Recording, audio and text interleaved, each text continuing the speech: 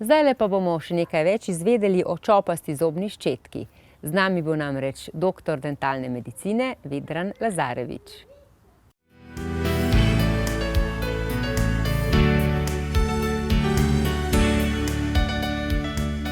Kar je za Sherlocka Holmesa povečevalno steklo, je čopasta zobna ščetka za vse starše, ki imajo nos za detajle in ki vejo, da zobna gniloba ni prisrčna niti pri majhnih otrocih.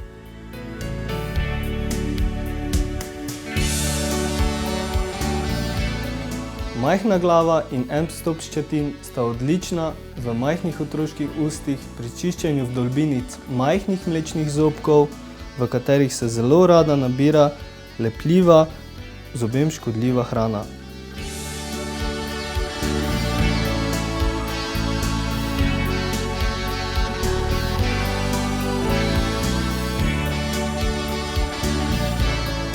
Ukrivljenost glave čopaste zobne ščetke pod pravim kotom je kot naročena za čiščenje izraščajočih prvih in drugih stalnih kočnikov pri otrocih, ker jih oni sami dostikrat pozabijo očistiti, saj zobje niso v isti ravnini z ostalimi. Čopasta zobna ščetka lahko otroku kot nek nov, zanimiv pripomoček predstavlja dodatno motivacijo za vzdrževanje ustne higiene.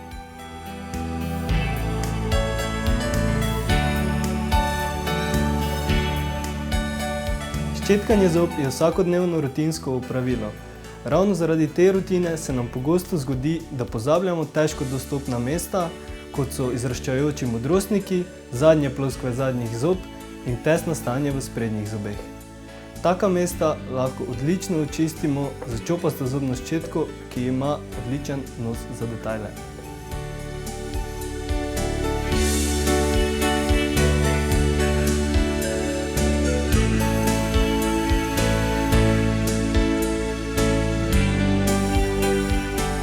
Ker ima en snop zaokroženih mehkih ščetin, lahko pod različnimi koti dosežemo vsa težko dostopna mesta v naših ustih, ki so zadnje ploskve zadnjih kočnikov, napol izrasli modrostniki ali pri tesnih stanjih v sprednjih zobeh.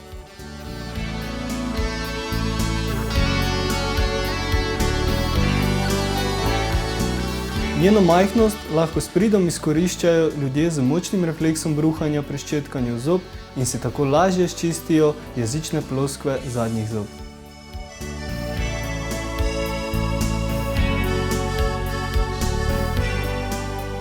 Higiena težko dostopnih mest predstavlja piko na i ustne higiene, zato ker se prav na takih mestih pogosto pojavljajo težave, kot so zobna gniloba, vnetje dlesni in obzobnih tkiv.